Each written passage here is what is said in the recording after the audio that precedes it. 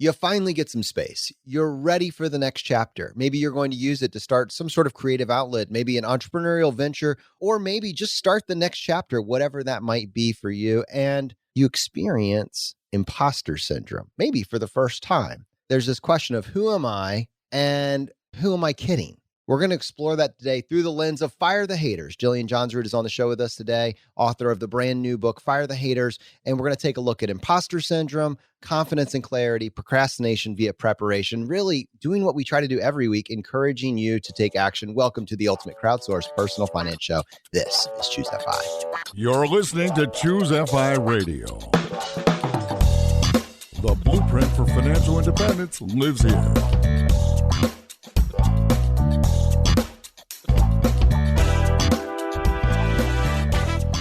If you're looking to unlock the secrets to financial independence and early retirement, you're in the right place. Stay tuned and join a community of like-minded people who are getting off the hamster wheel and taking control of their lives in the pursuit of financial independence. Choose FI, your home for financial independence online.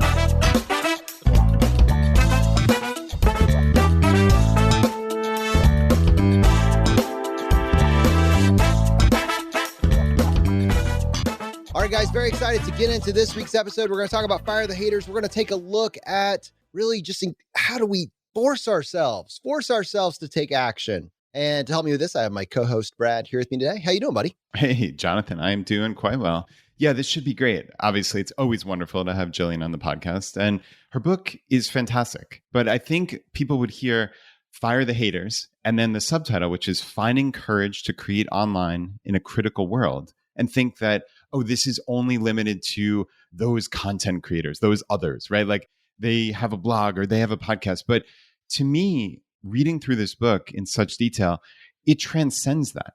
This is about anybody who's doing something different, who's having the courage to step out and do something unconventional, which frankly, Jonathan, that speaks to all of us in the FI community, right? We're doing something different. We're doing something unconventional.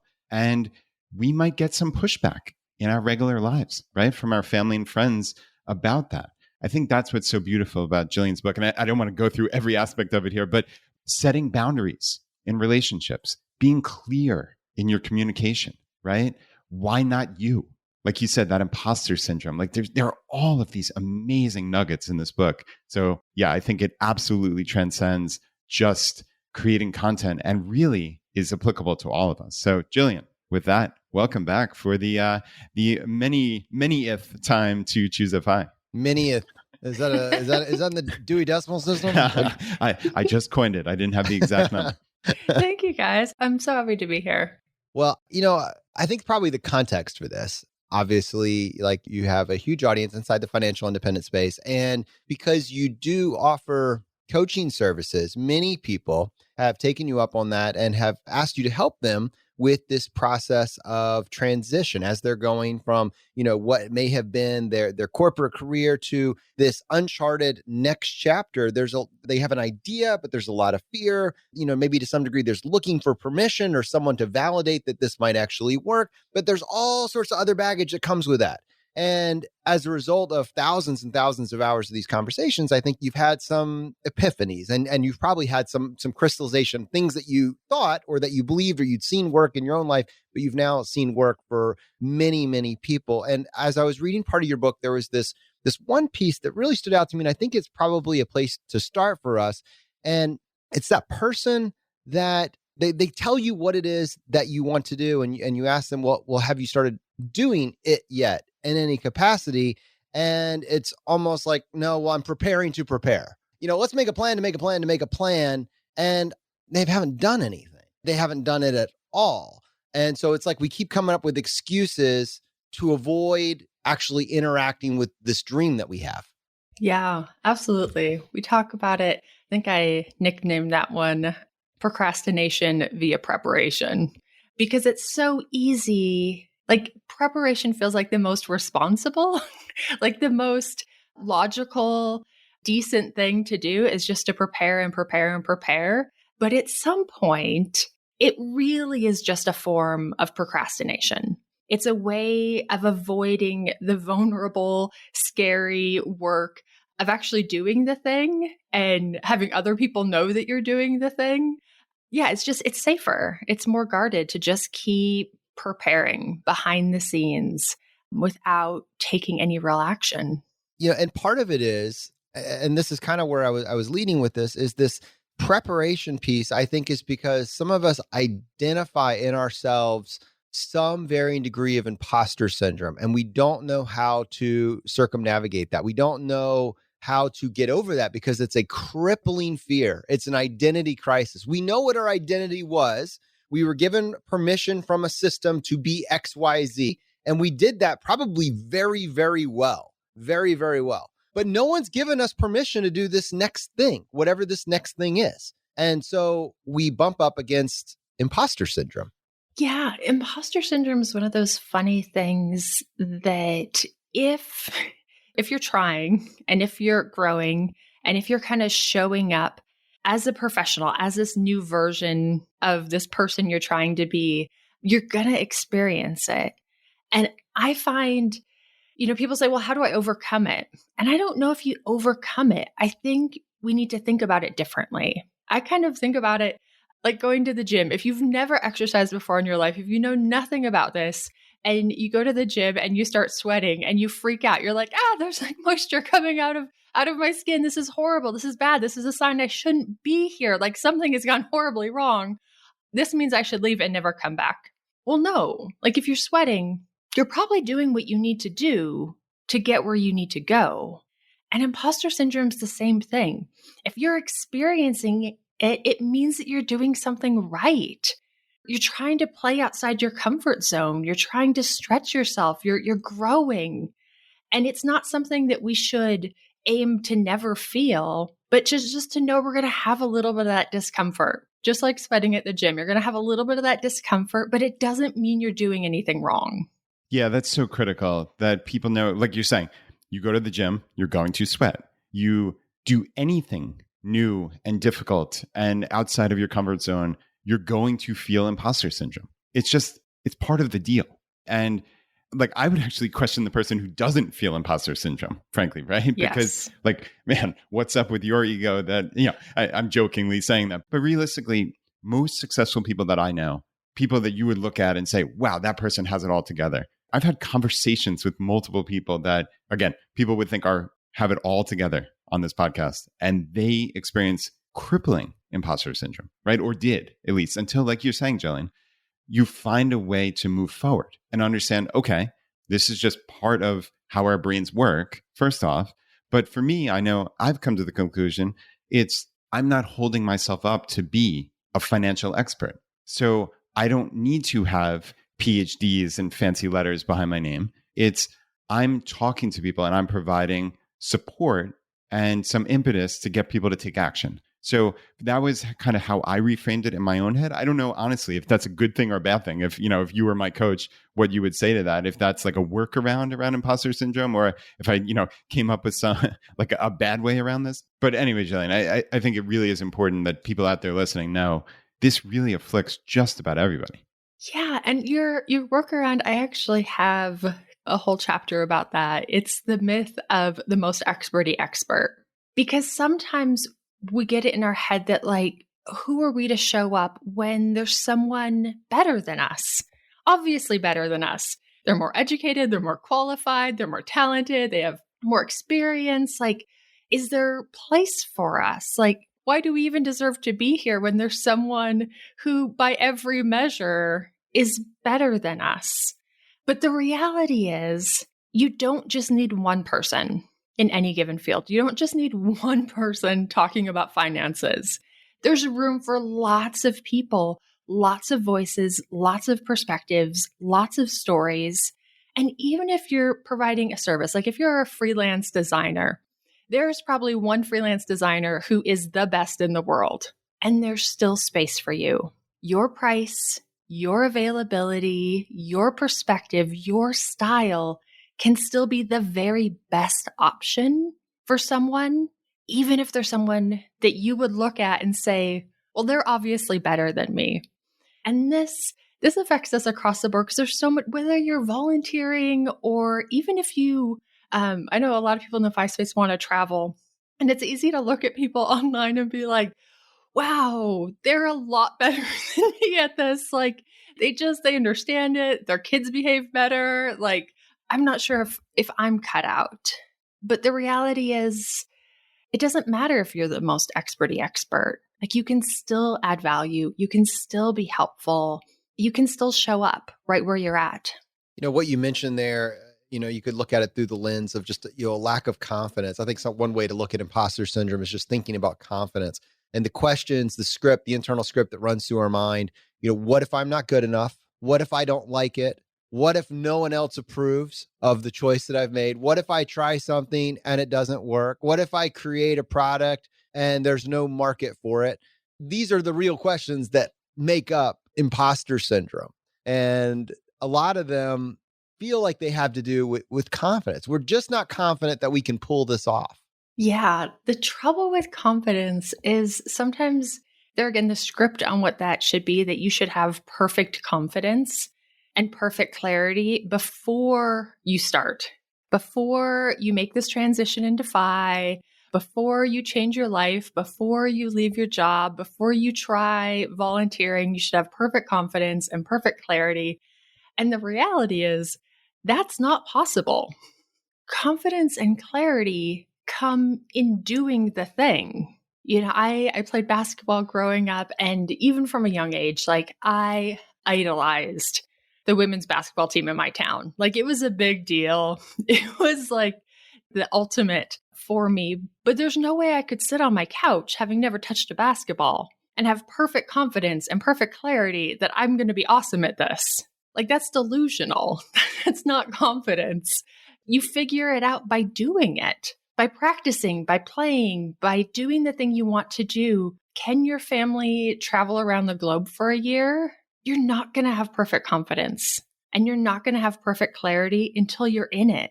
And you get better as you go along. Like, there's a learning curve to everything. So you just have to get started, and you have to start with the understanding, like, I'm not going to have perfect confidence about this. Like, if 100% confident has to be how I feel in order to take my first step, you're never going to take the first step.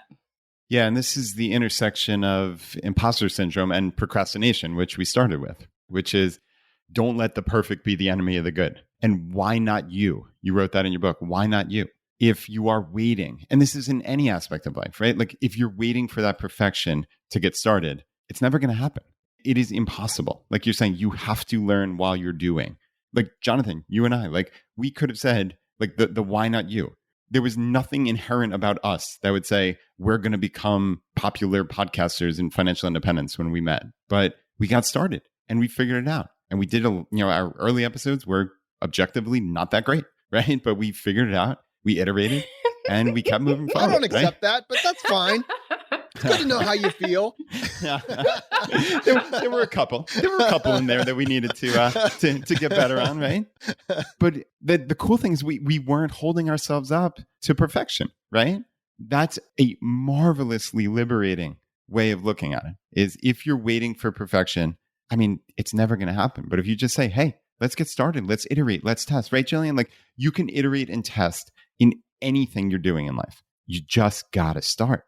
So this confidence and clarity in doing, to pull that into, Brad, your comment about procrastination and just starting, Jillian, you had this example that you were talking about, and I've literally had the exact same conversation where you're talking with, in this case, several individuals, and they're considering moving into, financial coaching in some capacity. And the conversation is with you, should I go get my CFP, my certified financial planner designation first before I get started?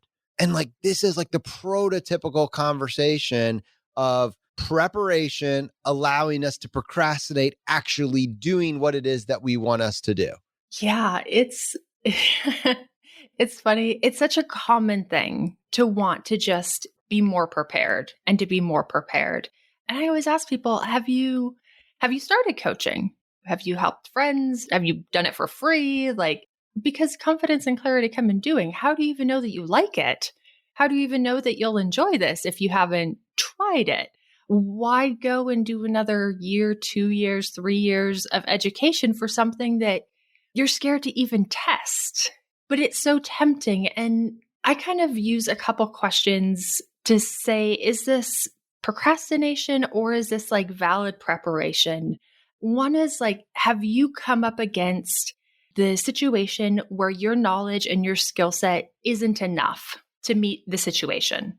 Have you bumped up against that where you're like, I'm not prepared, I don't know enough? In this case, in coaching clients, have you had a situation where you're like, wow, I'm really out of my depth and you couldn't figure it out? And you realize the only way I can figure this out is if I have these classes. Or two, have other people consistently asked you for this thing? Like, are people asking, do you have this certification? Like that specific certification, I do not have. And out of 100 clients, no one's ever asked. No one's ever requested it. I don't know if my clients even know what it is to even like ask the question, do I have this specific thing? And so if you haven't found yourself out of your depth where you really need this form of preparation, and if no one's ever requested it from you, you might be procrastinating. So I think as we're, building this conversation out, we're trying to give individuals tools just to realize you can do this. You can take this first step. But I think even now, if someone is willing to get started, our mindset to some degree is based on win-lose, failure, success. It's all about the outcome. We define whether something was a good choice, a good decision for us based on whether or not the outcome was a positive one. And Jillian, is this in its own way setting us up for some form of failure? Well, I talk about this in the book too. Like there's a lot of different metrics that happen in each experience, in each situation. And the trouble is that we're kind of programmed to only really care about one metric. And this will be reinforced with everyone around you. If you say, I'm going on a diet, and someone asks you, how's it going? They're really only asking about one metric. They're asking, did you lose weight? They're not asking, have you learned to eat more vegetables? They're not asking, are you drinking more water? They're not asking, have you found an activity that you enjoy doing most days? They're not asking, have you figured out like meal prep and shopping? All of those metrics actually matter more to your long-term success. But that's not the metric they're asking about, because you can just lose weight by like drinking water and maple syrup or something for a few weeks and like it'll happen and you not be long-term successful. So I think it's important to focus on metrics that are going to move you along and make you successful in the long term. And the one metric, that you might think of the first time, like in a business, how's business going? They're really only asking if you've earned money. That's really the only metric, but it's not necessarily the best metric or the only metric to measure. So if we're shifting from, this idea of outcome to one process, in my mind, another way to think about this is like, what are the systems that we're building? What are the triggers that we're avoiding? And if we're going to really tie this to diet in this case, what are the triggers that we're avoiding? What are the habits that we're building, or when you go off the rails in some way and you identify those patterns, those self-sabotage patterns, what are the coping mechanisms that we're figuring out to minimize or eliminate this? What are the process that we're building in our life to lead us to a higher probability of nailing that outcome? Since you talk about health and fitness, that has been huge just generally for me. And it is a lifelong process, lifelong marathon. But I think about things like, have I cut out sugar? Just generally, high processed sugar. Like that's something you can do. Have I cut out sodas? Have I cut out excessive caffeinated, artificially sweetened Monster energy drinks, which I have, by the way. Wow. And I had to rip that Band-Aid off. Man, let me tell you. You love those things. Come on. No. Like what are these things that they're crutches that are actually holding you back in many, many ways? Are you increasing your fruit and vegetable outtake? How many days a week do you go out for fast food or pizza, et cetera? These are the types of things that you focus on the process. Brad, I see you leaning in here a little bit here. I'd love to get your take, like in terms of systems and process. Is that the way that you think now? Because historically, I would have said you were a cutthroat win-lose is the metric, and I feel like we could identify that mindset has shifted for you as well. Yeah, no, it definitely has. I mean, I would describe myself growing up as that kind of type A result type person, but luckily, certainly in the last 10 years, probably 15 at this point. It's really shifted. And I think, like Jillian, the thing you said in there that's so critical is the long-term thinking, right? And that's whether we're talking about health or business, right? Going back to business, sure, when somebody asks you, hey, how's it going? They just want to know basically what's your income and how many employees do you have, right? Like those are the two like metrics for, oh, is it a successful business? But Jillian, my question to you is, because I know I personally went through this, right? Like I had a lot of quote unquote failures in my initial entrepreneurial journey, but in my own head, I don't think of those as failures because I learned every single step of the way. And for my long-term success, they set me up wonderfully to be where I am today. But if somebody asked me at the moment, like, hey, what's going on with firewoodrack.net or soccertools.com? Like, well, they're failing miserably, right? But, 15 years later, I can still do rudimentary HTML and I know affiliate marketing and I know, all these things. Like, how do people rethink? Like, you talk about those long-term metrics. Like, how does someone focus on long-term metrics that they might not be able to quantify necessarily? When I started kind of my creative entrepreneurial journey, and even with my clients transitioning into FI, I kind of focus on these two metrics as well. The two metrics I picked when I started was I want to grow. Personally, professionally, I want to learn, I want to be growing as a person, and I want to focus on relationships.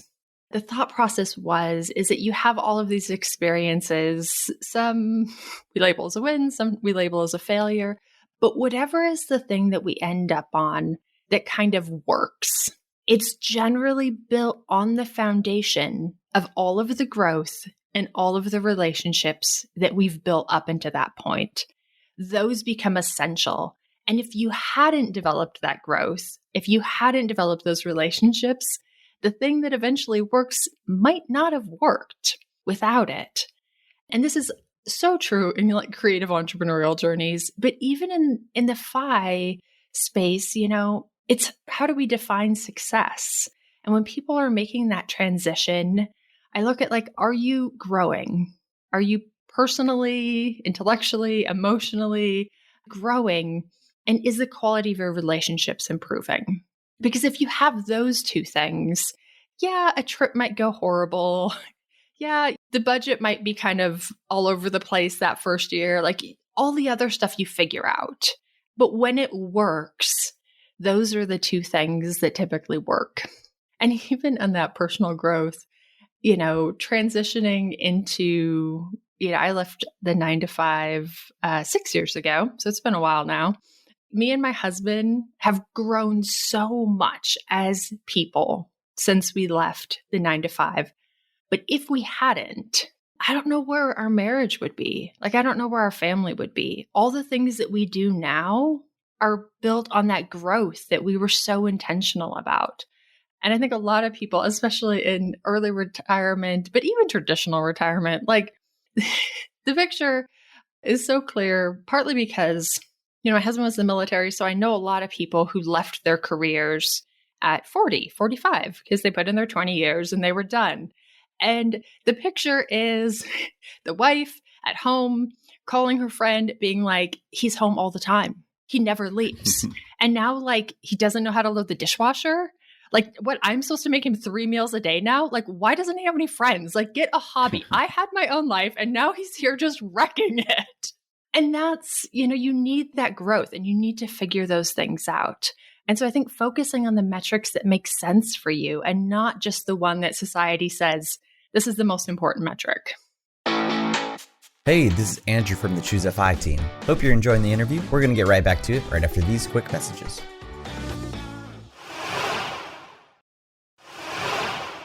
There is this balancing act between preparation and doing. And the problem when you are in the procrastination phase is that you're like, I'm just going to keep preparing. Everything that I'm going to do is just preparing. But I'd love for you to talk about a continuum to get someone off, why it's important for them to get off that ledge, but then also where that line is where it can go too far. Well, I think it's in the testing and scaling. It's like, what's one small, I consider a test something you can do within 1 to 4 hours. What's one little step that you can do in 1 to 4 hours that would kind of move the ball down the field? And then you evaluate that. What did you learn? What did you figure out? What worked? What didn't work? Relationships and growth. Did that happen? And then you put forward your next little test. Where it goes too far is when people get into this go big or go home thinking. Like they need this one dramatic, grand gesture. They need to go all in and make it be big and huge. And like, this is their one shot. When you get into that thinking, it doesn't allow the learning, that growth and relationships that happen if you're slowly testing and scaling. You know, instead of doing 30 tests to get to the same point, they try to do one. So you don't have the advantage of all of that feedback, of all of that learning, of all those relationships that honestly make the thing work eventually, all those iterations. And when people get into this go big or go home thinking do this one big grand gesture and it doesn't work because it never works that way, and they get burned and they have to like lick their wounds for a year, 2 years, and they try again and it doesn't work and they get burned again. And at some point you get bitter and you think, this is for suckers. Everyone's lying to me. This doesn't work. And they take their ball and go home thinking that either it's not for them or it's just a joke. Like this never could work. And that might be, that could be investing, that could be real estate, that could be an entrepreneurial journey, that could be a creative thing. Like it applies to so many things in life. You know, I think this conversation is important because I know there's people in the audience that I don't know what it is for them, but they have something that they have been procrastinating on. They have something that they have been preparing for, but it's 100% preparation. They haven't even dipped there's no risk at this point. And in their own mind, the idea of taking even a small amount of risk is the most insanely risky thing in the world. So like, I'm just going to stay over here and I'm going to keep watching more tutorials or whatever that is. All right. So now, whether it's they're going to take the next chapter and they're going to leave their corporate career, they're going to test, you know, maybe this creative outlet they've been working on and actually set themselves up to get in public feedback, or maybe, you know, there's some action that this individual that I'm thinking of is leaning on that for the first time, they're going to be exposed to public opinion. And even if not public opinion right away, private opinion, they're going to be subject to the judgment or validation of friends and family. You're not going to be able to take the next step without friends and family finding out. And that is scary for some people. It's scary for some people to announce that they are, you know, going to take advantage of the fact that they are right at the edge of financial independence and walk away. It's hard for people to say, I'm going to walk away from a very profitable job and try my hand at something that has no revenue stream. It's difficult for people that say, I'm going to, you know, like, all right, I planted some seeds. This is a real thing. These are real conversations that you've had with a lot of people. Give us a flavor for like, you know, what are the guardrails? What is the framework if you recognize that as soon as friends and family get wind of this, it's going to be bad? Or you think it's going to be bad, right? It might be bad. This is so common. Honestly, everyone that I coach, there's at least one person in their life they're nervous about telling about this transition. Or even, you know, I had a client who was really worried about what her grandfather would think. Would he be proud of her? And he had passed away years ago. But we have this desire to want that approval, to want that support from friends and family. So there's a couple things that I try to keep in mind. One, this vision for your life, for your family, for house renovation, for a creative project, for a business, for a volunteer, nonprofit thing. This vision was given to you. It wasn't given to every single person, which is a good thing, especially if it's like an entrepreneurial thing, because you'd have a ton of competition. But this vision was given to you. So if other people don't recognize it, like I can't really be mad at them because they were given their own vision for their life, for their family. And maybe I don't see it. And so I think about, oh man, when we bought our first house, we paid cash for it because it was the ugliest, crappiest house that we saw. That's an impressive litmus test. I know. Is that like a filter on Zillow? Yeah. I'm looking for the ugliest. That looks like it's had some, One time I was on the phone with my mom and I was showing him a house that we were about to buy. And I heard my dad in the background go, "Did she try to find the ugliest house?" Yes. Yes. Yes, we do. When I was walking through, we only saw it for like an hour. We probably did everything wrong. We didn't do an inspection. We just walked through for an hour and we said, we will give you cash for this. Please give us a title. And that's what happened. So after we closed, I was walking my family through and my grandma went, "Oh, sweetie, you're not going to make my grandson live here, are you?" And I was like, yeah, we are. But I had a vision for this house. I had a vision for the renovation. I had a vision of like an amazing family home it could be. And it's okay if other people don't have that same vision. Like that can't be the expectation. That this unique vision that was given to me, every single person in my life also has to have that unique vision. Can't be the standard that we're hoping for. Let me push back on that just for balance. So someone like, where is the line? Because I think this is what we're talking about. It's a question of boundaries. Because a lot of times when you have an idea, you're looking for validation, you're looking for feedback. Is this a good idea? And sometimes you're going with like best efforts to friends and family, asking them for feedback. And maybe their feedback is good, but it's not what you're looking for. And as a counterbalance, maybe their feedback is clearly toxic. This is why boundaries are really important. Because I think a lot of people, probably rightly so, are going to go ask for feedback from friends and family. What do you think? I'm thinking about doing this. What do you think? This is what's setting it up. So when grandma says, "Really, are you going to have my grandson live here?" Like, she's not necessarily wrong to say that. So like, if we recognize like that might be true, that we might get good feedback that is not what we want to hear, and we might get bad feedback that we definitely don't need. How do we parse that and make the decision, like what to vet, what to use to, mold our idea, and what to ignore because they're crossing a boundary that isn't theirs to cross? Yeah, this is so complicated.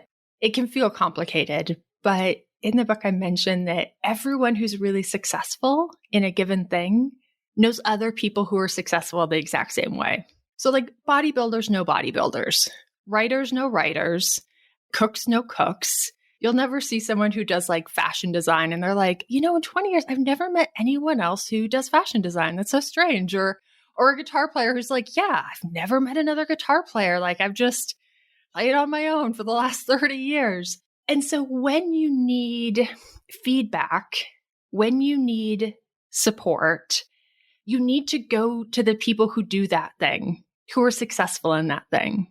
That was not my grandma. Now, if I would have walked through the house with some real estate investors and some contractors, and they were like, "Oh, sweetie, this is not the house to buy. You were making a horrible choice." That's really good feedback to take. And it's the same with FI. I think you mentioned like wanting validation or feedback. Some of the coaching I do, people have a good FI plan. They're making this transition, but they don't know other FI people. No one in their friends and family circle knows FI math. They don't have like this FI vision, and they want someone else who like knows FI to look at this and be like, "Did I look at this correctly? Like, am I seeing this correctly? I think it's right." But they want another FI person to look through the whole plan. And so if you need feedback, like get it from the people who are successful in that. This is another important part. Not everyone in your life has to be everything to you. And giving them permission to not be that thing. Your parent who maybe did a blue collar 9-to-5 job their entire life might not be the person who's going to be super supportive of like your creative entrepreneurial vision. And that's okay. Not every single person has to understand. Not every single person has to be supportive. And there's people in my life who don't get what I do online. This doesn't make sense. Like my sweet mom, I tease her about this. She only kind of thinks it's funny. But when I started a blog, like it was like 2 years into it. And she finally said, "So this blog, like, where do you put it?" And I was like, "What do you mean, where do I put it?" "Well, like, where is it at?" I'm like, "Mom, it's on the internet." I don't know if I could actually answer that. Like, it's in a computer. It's inside the computer. It's on the internet. She was like, "Well, how should I know that?" Like, she shouldn't be the person that I'm looking for like support and encouragement on, I don't know, email marketing. Not everybody has to be everything in your life. This is a really like big point that I appreciate you diving into a little more, because it's not that we're just looking for a yes. Like we're looking for yes people, someone that will just blanket say yes to everything that we want to do. Because not all of our ideas are equally good. Because I think that's a really big thing for entrepreneurs to understand and create. Like success is built on usually a pile of failure, a monster pile of small failures, hopefully, right? But a big pile of them. You iterate your idea until you get something good. So it's not that we want people to carte blanche say yes to everything that we want, but we want to recognize when someone has a body of knowledge, are they saying yes or no as a visceral reaction? Or is it based on some level of experience that we can speed up our failures to get us to success a little bit faster? And in your case, you're saying your grandmother didn't have all of that insight. Now, I don't know what Paula Pant would have said, but maybe that's not even the right person. If you had gone to a fixer-upper real estate investor, what would that person have had the same eyes that you had? And this actually gets us to a point that we heard James Clear talking about in Atomic Habits. It's actually the power of community and surrounding yourself with a community where the behavior or the outcome that you want is the desired behavior by the group, right? And now that's how you're going to fast track the knowledge base that you have and get, they're probably still going to tell you it's a bad idea in some cases, but it won't just be a bad idea. It'll be like, hey, don't dig here, move over just a couple feet over here. And this would be a much, better choice. Brad? Yeah. And it's so easy to get stopped by those negative comments that are going to come in no matter what, right? But you have an entire section of your book talking about optimizing for not quitting, right? And figuring out the worst case scenario. And I'd love to hear you talk about this because I think this is so critical, right? You have a quote in there from Brian Harris. There's one thing you need to optimize for when you're starting a project, not quitting. And how would somebody think through that? Yeah, I think it's important to realize what are the things that will cause me to quit? Like, what are the things that will knock me off my feet and I won't recover from? And tying it back to family and friends, I blogged anonymously for 2 years, even from my family and friends, because I knew on the internet you can have really bad days. And I knew that if on that bad day, I had family that was really critical or piled on to that bad day, it might break me. Like that might be something I don't come back from. And so you can create kind of a wide circle around the things that might make you quit. With family and friends, a mistake I see people make often is wanting people to support them in a specific way. And therefore, they're trying to sell this idea and sell the vision to their friends and family who are not buying. And you see this all the time, the Choose Facebook group. How can I convince my friends and family? How can I get them to understand? And I have a very simple rule. I will answer any question asked as honestly as I can. But oftentimes our friends and family aren't asking questions. We're piling on explanations and there was never a question. They were never seeking more information.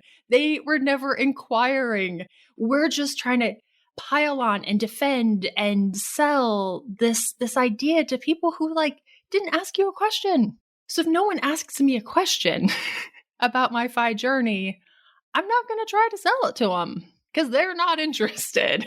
And so I think, understanding if you're going to make this transition into FI, if you're going to start a project, what are those things that might derail you? And how can you just create a wide circle around them? How can you just avoid that altogether? Because there'll be enough, like Jonathan said, there'll be enough pile of small failures that you have to sort through. Know what the things that'll knock you out of the game. And don't play that game. If it's, I have to make $40,000 the first year or I quit, well, you're setting yourself up for win-lose. Don't play that game. Figure out how to optimize for not quitting.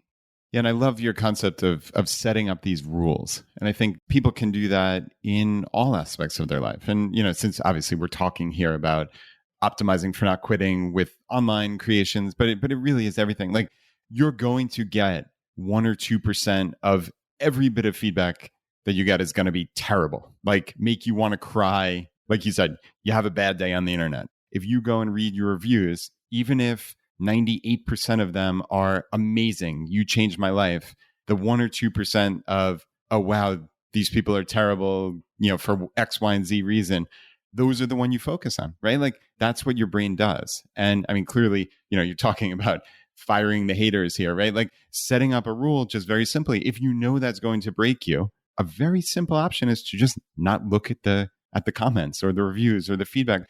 So Jillian, like one rule that you have that I think is brilliant, that actually it's funny because the example you use in the book is about me specifically, which I is awesome. Because we talked about this on the Everyday Courage podcast as well, is clear is kind, right? And this is a rule that transcends online business, right? This is a life skill. So talk us through clear is kind. Yeah, oftentimes in an attempt to be nice or to people please, we aren't necessarily clear about our rules. And sometimes we don't know our rules for ourselves. And so we get kind of pushed all over the place. But if you know what your rule is, or just not even what your rule is, like, what do you want? What do you need? In the chapter before, I talk about setting up rules that keep you working and productive and happy. But in any part of your personal life, I adopt this motto of clear is kind. Because oftentimes we're not very clear about what we want, about what we need, about our limitations, about what we can and can't do. And instead, we just kind of hope for the best. Like we hope other people are mind readers. They'll we figure hope out your rules. Surely. Yeah, we hope they have the exact same sensibilities as we do. And therefore, we never have to do the work of being clear. We never have to have that vulnerable, honest, difficult conversation about maybe what works for us and what doesn't work for us. But in the end, it can just lead to resentment or burnout, and this happens in your 9-to-5 job, this happens in your relationships with friends, with family, wherever. It can lead to kind of bitterness because why doesn't everyone else know what I need? Why don't they realize what they're asking is too much? So we don't have to say, no, it doesn't work for me today or this week. As clear as kind feels like it's, in many cases, it's the art of no, where it's so easy to say yes, because we say yes, hoping everybody's going to respect all of our unsaid rules. But then we end up in a state where we have the emotions that you just, said out loud, like resentment and burnout, et cetera. No often is us exercising our rules, but there's an art to no. Sometimes it's no. The trickier thing is that oftentimes, even when we say yes, it's conditional, but we don't want to be clear about those conditions. So like I'm on this podcast, and if I had like a hard time I needed to leave, it's one thing to hope that we end on time. I'm checking the clock now. I think we did it. I think we're doing a good job. Yep, we're all set. But then if it runs over, I could be stressed and resentful. If I have a hard out, clear as kind is saying, I'm so happy to be here. I have to be done by this time. And being clear about that instead of taking on that frustration and that disappointment for ourselves. And that's something I talk about in the book. Life is full of frustration and disappointment. It's okay if other people experience it. We can't absorb all of the frustration and the disappointment for the entire world so that no one else has to feel their feelings. We have to create those boundaries, create those rules, and then be super clear about it. And sometimes you have to be clear over and over and over. To our audience, if you want to find out the whole story behind conditional yeses, go check out Jillian's book, Fire the Haters. Jillian, let me just give us back to you just for a second. I want people to appreciate why this book exists, because I remember right now you're living out a great life. And if you go back almost to your teenage years or your early, 20s, you started out with a purple binder and a business plan, and then 1 year of just being resentful that your idea never made it off the business plan. You were so prepared and you had done nothing. And now I feel, and maybe you can correct me, I'd love for you to set the record straight. This book exists kind of as I have done it. It had nothing to do with the business plan, but I've kind of stumbled my way to this end result. Here's what I learned along the way. Now, is that accurate? And, maybe you could clarify for the audience, who is this book for? Who will get value from this book, Fire the Haters? Yeah, this book is accumulation of every incorrect mindset that I had, every mistake I made that I had to learn through the hard way of, well, this isn't working. everything that I kind of reframe, I I did the wrong thing first. Like I totally procrastinated via preparation. I totally tried to go pig versus test and scale. I totally tried to sell friends and family on what I was doing when they were not buying. I've done kind of every mistake, and it's accumulation of that. And like you said, it's hundreds of coaching calls with people of why do people get stuck? How do they eventually make progress? And that's something that has forever fascinated me. Sometimes when you have an experience in your childhood, you kind of recreate or want to like close that loop. You know, growing up, there were people in my life who seemed very stuck in situations and who couldn't, for a multitude of reasons, seem to make progress. And now I'm constantly closing that loop in my professional life of helping people who feel stuck make progress. And it's just maybe because of that like non-resolved emotional baggage, it is incredibly satisfying to see that loop close. But this book is for everyone who wants to do something different, especially if you're a creative, if you're an entrepreneur, if you want to start a nonprofit, like if you want to do something, but you might feel a little stuck and you're worried about sharing all this stuff online. You're worried that maybe what if like your taste doesn't match your skill? What if you're not the most experty expert? Like what if you have imposter syndrome?